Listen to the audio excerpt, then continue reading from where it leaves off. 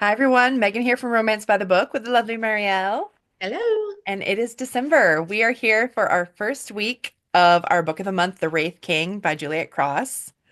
Very Yes, exciting. we've got to do a little bit of a disclaimer because this is a book that um I got to read like a very early copy of. Like Um a beta read, like very early yeah, copy. like really early. It's different actually. The book that as we're reading it now is different than when I read it. And um I loved that story then and I still love it. So, Yeah. but just so you know, this like I was preconditioned to Yes. adore this book. Also, we love her anyway, and she's been on here before, so I'm sure you all know that. But this is a totally different world, totally different story than Stay a Spell or any of her other things other than the novella Yeah, that she came out did. last summer, spring, Hmm. that she wrote with Emma Hammond, Zoe Draven. That one takes place in this world, but other than that, this is the first like full-length novel in this world. So we open with an old demon myth, which is about the god of night falling in love with a fey maiden. And when she was pregnant, she goes to visit her like family in the forest or whatever. And the moon goddess Lumera decides that she wants him. And she like covers up the moon one night and like seduces him in darkness in the guise of his love, Zara. And the And worst too, because they like she comes back and they're like tangled up together in the bed that she made for them to share together. yes, And she gets so upset that in she this total rips despair. herself apart. And like her baby is born fully grown and she like It flies says into she a like million splinters pieces. into shards that are like cast to the heavens. And Noct, the night god, also took to the sky in despair to try to be close to her spirit after he realized like what happened. And their daughter, who, like you said, was born fully grown, was named Mizra, and she always kind of hid away from the world, and she was a very sad little creature. And Vix, the god of the earth, found her in And a a cave kid weeping, crying in the dark. like just and spent time together. They fell in love. They beget demons of fire, earth, shadow, and beast, spreading their magic into the world. But she was mortal, so as she was dying many years later, he flew her on his dragon up in the sky so she could be close to her parents, and he vowed that Lumera would pay for what she did to her family, Yeah. that they will enter the era of night, It's where like the moon goddess and her children we'll like pay for will this. have to pay. So Mhm. So then we get to the prologue, and Una is our heroine, and she is in a dungeon under the Wraith King's castle. Her wings have been cut off, and her magic was stolen. They've like tortured her almost to death.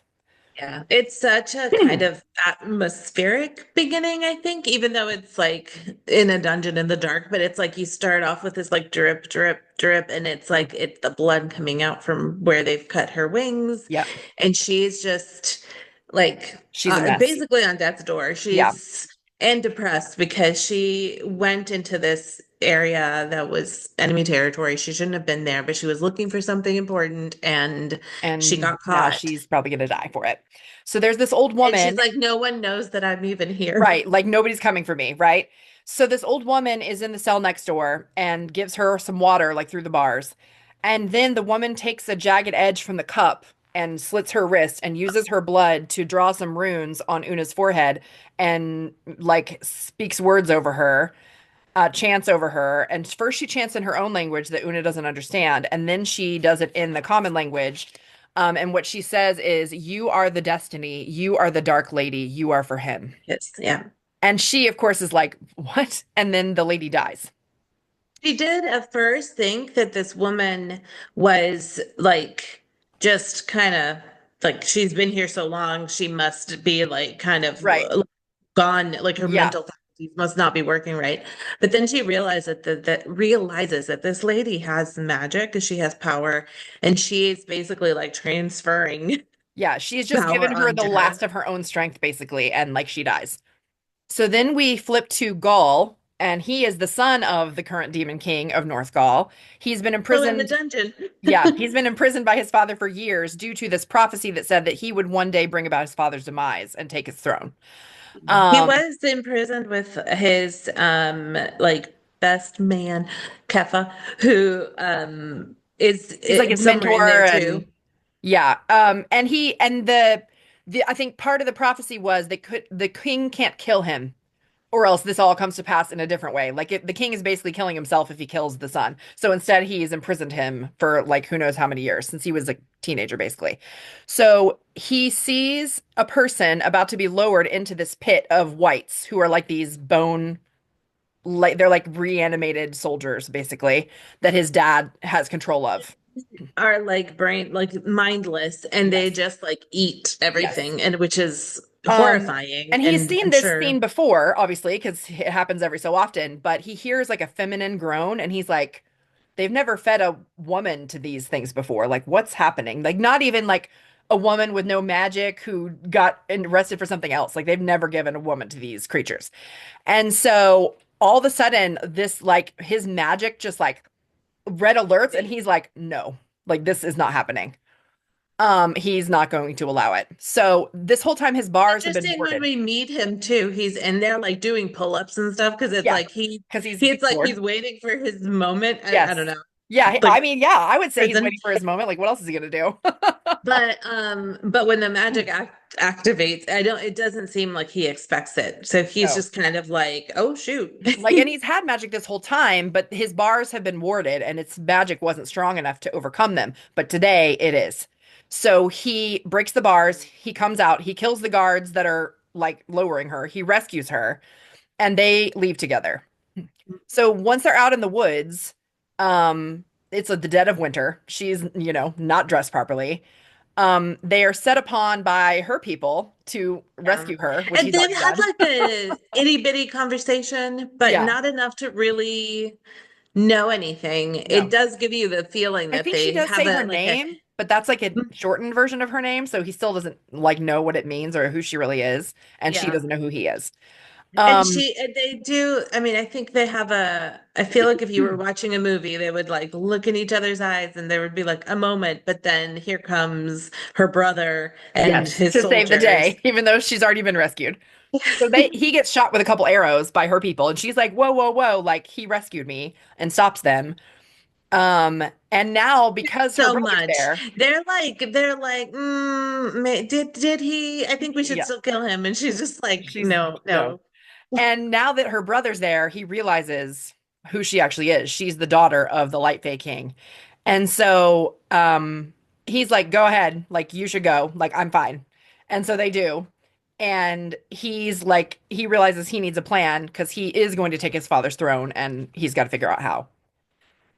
So now it's 5 years later. Una is visiting one of her people, giving a healing orb to this young boy who is sick with this um, A Parviana wasted plague, which disease. has like ravaged her community, including her father, who is like slowly dying of it. They still don't know how to fix it really. Like this healing orb is just sort of generic, like it helps with pain and stuff, but like it doesn't really fix anything. Um, Well, and like she's so, been looking for a cure. She's been yeah. for ages, and Yes. And that's what it's brought no one. her to where she got captured to begin with, though we still don't know all the details about that yet. And suddenly, two Wraith guards bust into the room. They kill the father of this boy. They kill her friend Min, who is her like lady's maid, and they take her. Well, and she's also like her best friend. Yeah, When they open the doors, and she's like, "Shoot, we came here with like a whole bunch of like guards. 20 Where are guards. these people coming from?" And then the like everyone who tries to protect her. So the boy's father tries to like Yep. intervene, gets killed. Min tries to intervene, gets like stabbed Far as I can immediately. tell, literally everybody but the little boy who is already dying gets killed, and she gets kidnapped Una's like, I hope this boy doesn't wake up and and everybody find like everybody that's dead. terrible. Yeah. So they But killed her 20 also, person guard. Like it was crazy. These are clearly yeah, some like mega soldiers.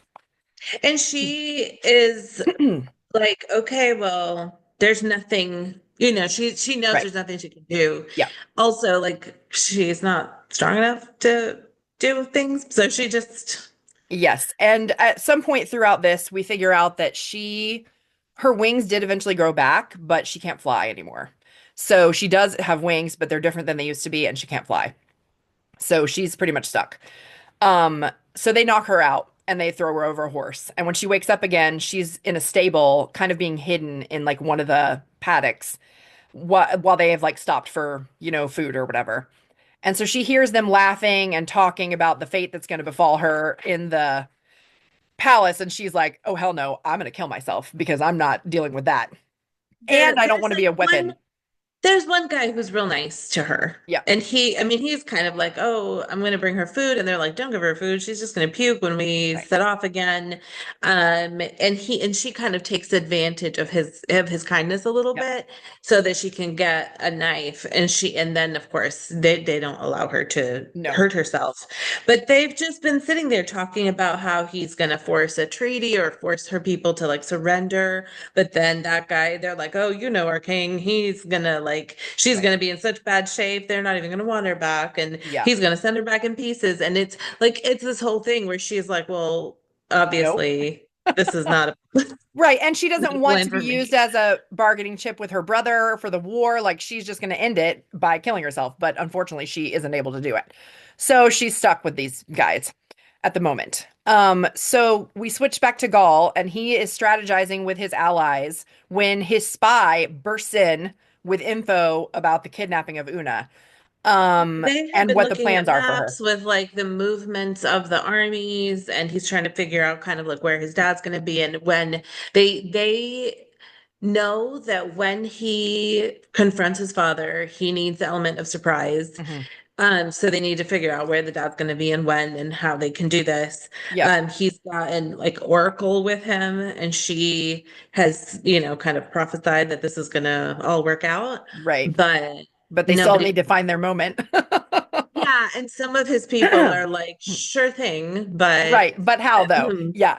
So he decides this is his moment. They're going to go into the castle and they're going to take Una, who's already been taken, and they're going to kill his dad. And then they can use her for the treaty that they want to make. So Una has been in the castle for a few days, but today someone shows up in her room with a dress that's white and is like, here, it's time to meet the king. And she's like, oh, great. Right. Like pearly white and shimmery and Yeah. sheer, and she's just like, oh great. This is The not good. color of virginity and Right. also the color of like the royalty of my people. Like this is Right. Like it. it's clearly making a point. Yeah. So, King Zakiel is his name. Some guards come to collect her to meet the king. He's horrible as expected. She verbally spars with him. He threatens her, etc. He's about to hit her because she mouthed off to him when the guard He next to her, basically he sees her, and I mean, obviously, if you've seen the cover, she's a pretty lady, yeah, and he is like, maybe you can serve me instead of I was going to send you back in pieces, but maybe you can serve me. How long do you think? And like, obviously, the court is all right. like The war's been egging 5 him years. on. Yeah, So he's like, you could like basically be my slave for 5 years yeah. and whatever. And so he tells her like kneel before me and And like, thank me thank for your my king. generosity. And she's like, And you're not she's my king. like, yeah. And so right as he's about like he's gonna hit her, the guard that's standing next to her stops him and takes off his hood, and it's Gaul. And It's the king immediately with a says sword. his name, Goliath. And the king is stunned. And he says, hello, father. Vela was right. And then he beheads his dad. It's badass. I mean, So it's like, and she doesn't even, I'm like, oh, wow, you did that right in front of me. oh And his yeah. little head is like rolling on the ground. Oh And I'm like, yeah. oh, And okay. so, and then him and his people like deal with the king's guard, which is the ones that kidnapped her, and like all the people that they know they have to deal with. And then they turn around to all the like courtiers that are there and are like, listen, you can kneel right now, or like you can die like them, like your choice, basically. And so, of course, they all, take a knee. And she Numbered from when she is we were shocked because from, obviously she knows right away that he is the one who saved her before. And she certainly didn't know he was the prince. And she also didn't know like if he was even alive or like anything. So it's a double shock. Not only is he not the guard she thought it was, but it's also the person who saved her life, and it's the son of the king, and he just killed the king right in front of her. So she is like totally reeling. Um yeah, and she doesn't really know what to expect, right? yeah, Because she's in enemy territory. She's still a captive. It's not like she's in a better position, really, no.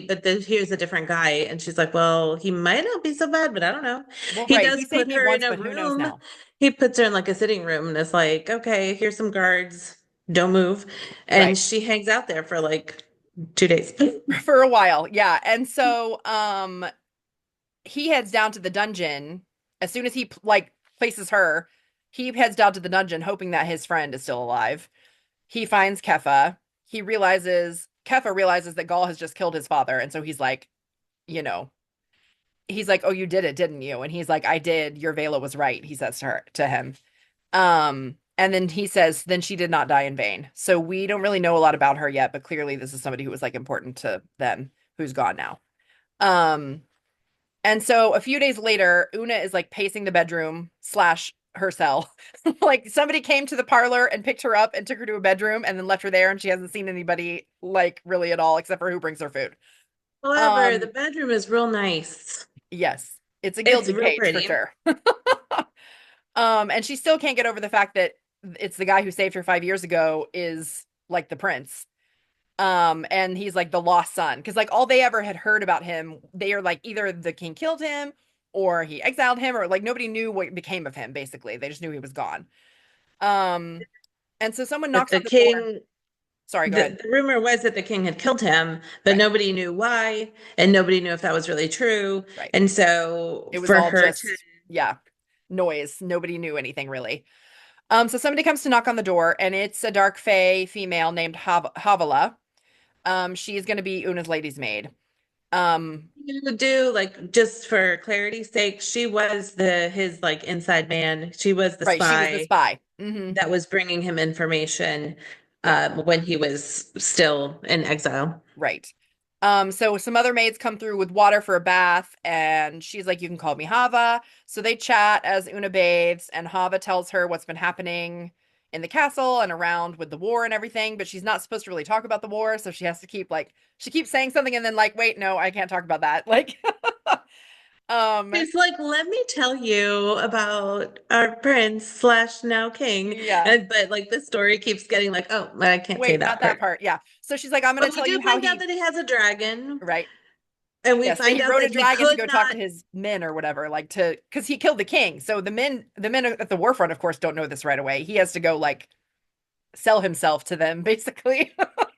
We do. So we do know she does tell us that he had to kill his father like in hand-to-hand combat. Like he Right, couldn't use his dragon or use any other way to kill the dad. He had to the only way for him to legitimately inherit the throne right, is if he with his own little hand went and right. killed No him, just like tricks, he did. no extra bits, just him defeating the dad. Yeah. And so he basically went to his people on the dragon and he promises that he's going to be a better king, to all the Fae kind and without any more bloodshed. And so, of course, they're all about that because they've all been at this war for 5 years and they're super done. Um, so Big she's like, troops how's and he going to do stuff. that? How's he going to do that without any more bloodshed? And Hava's like, tries to change the subject, and Una like gets a kind of sick feeling in her belly, like, uh-oh, this is where I come in, right? No, she's not sure quite how yet, but she knows it's not going to be great for her. He's like, I am in this fancy room for something. He Yeah, did not take me home. no. So, Gaul is busy plotting with Keffa. He believes that Una, or her full name is like Princess Tiaria Luna. So that's Una is like short for that, which is why when she said her name was Una, that didn't mean anything to him before. He thinks she is the one from Dahlia, his current oracle's vision. Um, she'll bring about the end of the war by becoming his Mizra, which is like, I guess the Wraith Kings don't have queens. Like they are singular rulers, but they do have like a head concubine, I guess, which is like the one who births their kids, and that's like the special one, and that's like what he wants her to be. And of course, she's He like, doesn't pass. fully explain the things. And No. and so honestly, if we're paying, and this is not a spoiler, but I'm saying it just Yeah. because if you're reading this, well, hopefully if you're reading with us, you've been reading you've read it already. But Yeah. like if you read carefully, she is like, oh, so I'm gonna be, and he kind Yeah. of goes, you're my mistress. Like he Right. does Like not you're gonna answer have my heir. questions. Like that's all He that does matters. not Yeah. answer questions about No. what that means. No. And you So come to find out too through even just stories about Vix, the god, and other stuff that like the things that she thinks she knows about his culture are like not what is true for him. So there's a lot of miscommunication there about like Yeah. what things mean. Also, Juliet Cross already gave us a real big clue about what the Mizra is Right. because who In was the named old Mizra? fable. Yeah. Like, Exactly. not Exactly. some guys, not Yes. some guys like side piece No. concubine. And definitely not one of many, like the one. Yeah. So, And definitely, and we don't, unless you were looking, you might not, because right. she's very sure that she knows what's happening, Of and course. he does not correct her at all. He's just like, okay. Okay. Yeah. So at this point, we do find out that part of the reason he's so sure she's the one is because when her wings grew back, they were black. And she's a light fae. They all have like white or like pale blue wings. And that's what hers were before they got cut off. So, Essentially, like, I mean, it's the kind of fairy wings that you think of with like Tinkerbell or whatever. right. But the dark fae, like, and you get it in the very beginning when that like one of those terrible like guards that come and kill everybody tries to touch her wing, and it's like her leathery wing, her black. So it's like Yeah. obviously grown back, Yeah. not like a light Not the fae. same. Yeah. Well, and obviously it doesn't work either. Like she can't fly. So yeah, but that's sort of like the dark mark. Like he thinks that's why she's the one from the prophecy. And so one of his like main guys, Pulo, brings in Gull's two cousins who are the sons of his mom's sister, and they've been acting as like ambassadors for his dad's kingdom. Mech and Farron are their names. Yeah. They're twins, supposedly. They don't look alike, but they're brothers. I mean, they're Supposedly. brothers, but like I think it said they were twins. But Megan anyway, is yeah, skeptical. I am. But yeah, so they pledge their loyalty to him, because he's like, listen, like you were people that worked for my dad. Like, if you want to be loyal to me, like say so, which they do. And then he wants them to actually join his Calcleese, which is like the cold they call him. It's like the special people that get pulled to be his like personal guard. Um, But have to be like the best soldiers. Like those are the right, ones that went and defeated right, 20 other guards and like all these other people and just exactly. grabbed Una and brought her back. But they do have to go through a trial, which you don't really know anything about yet, just that they have to do a trial. Um, So Una has been there for about 2 weeks. She's bored to death. She's still in this room, like nothing's changing.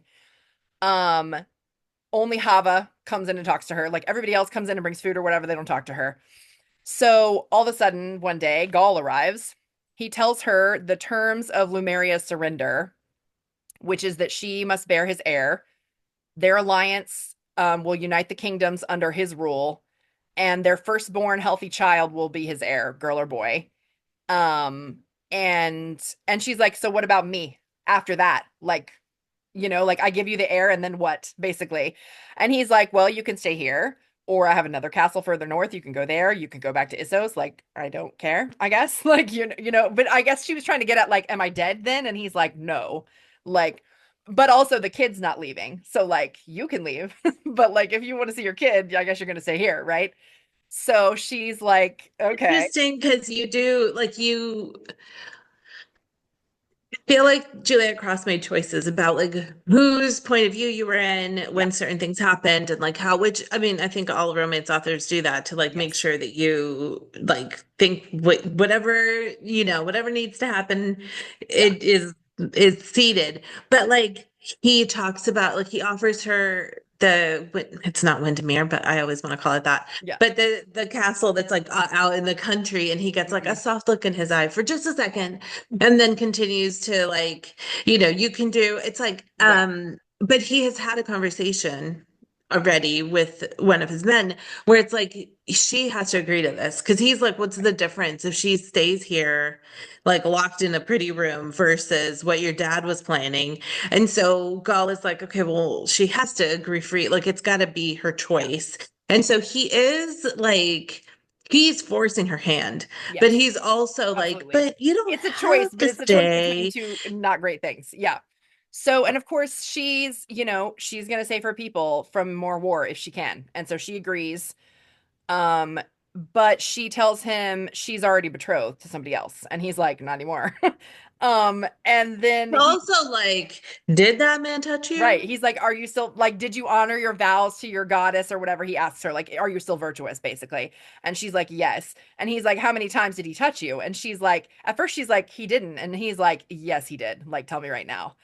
And so she finally admits twice. He kissed her once and like touched her boob after he like drank too much one night. And she was like, no. And he was like, okay, that was like it. And so he's like, good. And the whole time he's asking her questions, he's like running his hand up her thigh, like he's about to touch her. And then as soon as she admits what happened, he's like, okay. And then he just like, and I was like, oh man, that's cold. So, but it's hot and it's making her hot and she's mad about it because she wants to hate his guts. And then he's like, okay, come with me. And so he takes her to meet Drakmir, his dragon. She's in awe because she's never seen one in person before. They don't fly where she Dude, that lives. dragon. I So love him. cool. I want him. And so they are going to fly somewhere. So he takes her up above her own territory so that she can see that his armies have taken over Issos, the city, and they like have control of the castle. Because she says something to him like, well, how do I know you even like that I have to do this? Like, how do I know you've even won kind of a thing? And he's like, well, I'll show you. So he does. So they land, and as they're flying over, his all his armies are like chanting his name, like Gaul, Gaul, Gaul. And she's like, oh God, this is not good for me, right? So they land and they find out that they're like holding her brother, and she doesn't like that. So No. and also she realizes between what she's agreed to, what she witnessed outside the city, and like the fact that they have her brother, like her life is no longer her own, like no matter what happens next, basically. So they go in and see her brother. He's like, "Oh, I won't sign the treaty." And she's like, "Yes, you will. Like, I already know what's in it. I agreed to it. Like, we're going to sign it." And he is like, he is not sure about it, but she's like, "Yes, we're doing it." So, she's He like, "This is really the way. is I'll be all like right." I feel like when you're like Gaul has been in hiding, strategizing, thinking through his plan for Yep. a real long time. The brother feels very like proud and also like he's just like, no, we're not doing this. No, but like his Right. like knee-jerk reaction Yes. is like, we don't Well, and do I this. Like, wonder if that would have always been his knee-jerk reaction or if that's mostly because of what she already endured in that castle before, and that he doesn't want to like conscript her to that again, but she's basically like, no, this is happening. yeah. So her brother signs, I and mean, she the does. brother, even from the beginning, when Gaul saved her the first time, he Right. didn't seem to really care that the guy. So it's like he doesn't differentiate No. between the dark fae. And so she asked to speak to Gaul privately. And so it turns out his people don't believe in marriage because, like I said, it's just he's in charge. Like there's no It's queen just not a situation. thing that they do. Yeah, They no. get together, they might have like monogamous relationship. I mean, they might have monogamous relationships, partnerships, whatever, but they're Right. not But they don't like getting get married. married. Yeah. And so she at this point is when she says to him basically like Mizra is basically just like head concubine that bears your heirs. But like I need to be bound to you for my people. Like they need to think that we're married. Like otherwise I look like a fallen woman. Like they are not going to understand this situation. And if I can't salvage anything else about my life, I will salvage my reputation, basically.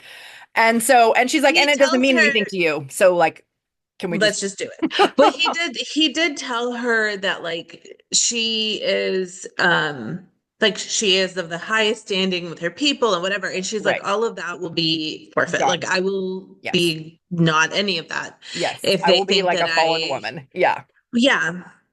And so there's this moon temple, and they need to get married in it, and he agrees. Um, and also she wants to go say goodbye to her father, which he lets her go do. So she goes and says goodbye to her dad, who is clearly very ill. And she knows she's likely not going to see him again. This is It's it. a Yeah. sad moment. And then she goes to her room and she packs up all her clothes and her important papers and stuff in a trunk to be brought with them, including this journal with info that she has been amassing of like prophecies and stuff for the things that she was trying to find for the cure for this illness. Um, and so she and Gull get married in her traditions, and he has forced Gale, her former betrothed, to stay as a witness because he's her brother's second in command. So it's super yikes for him. That's really terrible. And so Gaul kind of like hurries the priest along, like, okay, come on, like, let's get to it, right? And only she says the vows. He's like, I don't need them. They're not for me. Like, this is for her, basically. And so she says them and she means them. Like, this is the path she's chosen to take, and she's gonna Please honor take it. it. And so they do the thing. The magic starts weaving between them. It forms these like golden bracelets on her wrist. She can't see his wrist. He has on like armor, so she's like curious if that actually Even happened for right him. happened for him or not. Well, and the priest is kind of like, well, you can't like this. This might not work, This is highly irregular. We right? don't know how it's gonna work if you The don't do binding your might not part. take or something, he says, and she's like, maybe that's for the best. And he's like, oh, okay. Like, and so then he just like keeps going. So as soon as it's done, Gaul is like, twice, right? And she's like, what? And he grabs Gale, her former betrothed, and literally cuts off two of his fingers for the two times that he touched her. And I was like, oh, that's so messy. So it's a mess. But then, and then he's like, okay, we're ready. And they leave. So they fly to the army encampment. And The version that okay, I shouldn't do this, but I did not feel bad at all for him because oh, did you like get more time with him and he was terrible in the old version? a little bit more time. Okay. And I'm sure that she'll make sure that we know he's like Yes. not the nicest, but Yeah, I no, definitely it was very, I didn't hate it. I'm not gonna lie, but it was very messy. I agree. I think in this one it was more, it felt more abrupt. Um it felt more abrupt, but Yep. also like whatever. Yeah. Shouldn't have touched her. Um, so they It's fly. against the rules anyway. He Yes, shouldn't have exactly. been doing that. So they fly to the army encampment to like celebrate with all his men. So his cousins pass their trial to be come part of his like fancy guards. And so it turns out it is you there's a cave underneath the castle and like a black lake. They have to drink one drop of water from the lake. And it sort of invites spirits to visit you, and most of them are not nice, and it can make you go crazy. It can even kill you. Like it's very dangerous, and they both survived it. So, they will be the guards of for Una, like Una's head guards or whatever. So they're outside of her tent. Only one tent, only one bed, I wrote in parentheses. Yeah. Um, and so she talks to them about their god Vix and is confused because all of the her people's legends about Vix are that he's like promiscuous and has all these crazy escapades and like angers other gods and stuff. And they're like, no, that's not a thing. Like, Like, you're what about wrong. the time? And they're like, Yeah. no, Um, no, he's not like and that. they're like, no, he only had one mate, his Mizra. Like, that was it. Like, you're misinformed, basically. And so later on, she can't sleep and she hears like feminine laughter. So she peeks her head out of the tent and she sees like a bunch of sex workers from Issos have showed up in the encampment. Um, and she See, is, first the of all, very jealous at the idea of him with anybody else, Yeah, even because though she they're wakes up clearly and not no like, one's in her bed with her. So she's like, yeah. And excuse so, me. yeah, she's very worked up about that. Plus, she's worried that these women have been like coerced because these are their enemy as far as she's concerned. You know what I mean? So she's like, she doesn't really think that they would just like come here of their own free will. Which she's wrong about, and you find that out later. But so uh she's like all worked up about it and she's just like pacing around her tent. She still can't sleep. And so later on she hears a man singing and it's like a beautiful voice and she pokes her head out again and asks the guards if she can go see. And they're like, "Well, yeah, it's kind of quieted down, like you can come out." And so it's Keffa.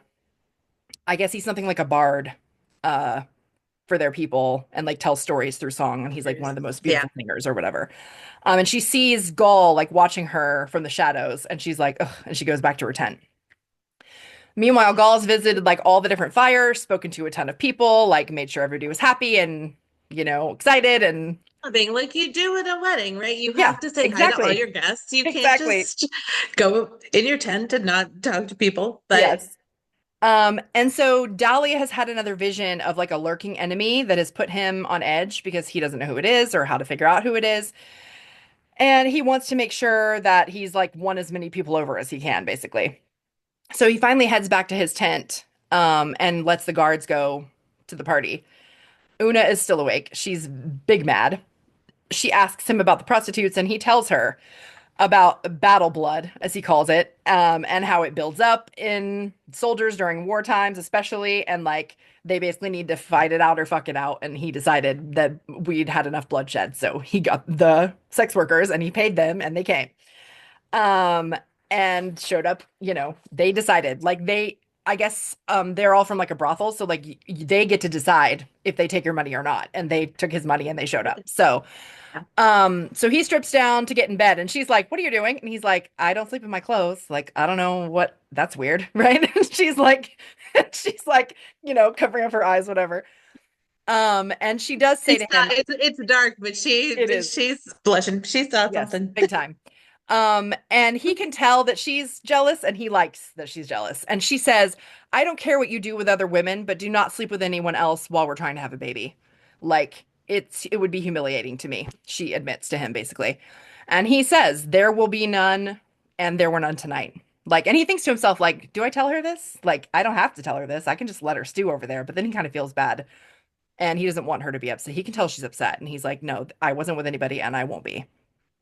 And so, I mean, it's like for her, you can see how she is like, as she only stipulated as long as right, we're as long as we're like trying to have a baby. trying for a baby. Yeah. But he didn't say that.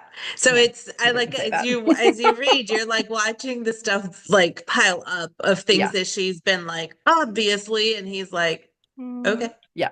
Well, and in his mind, he's like, technically, I only need her for this alliance and for the heir, but like, I can't help that I'm like feeling feelings about her, and like, I don't want her to be sad. So like, I'm going to tell her this thing, which he does.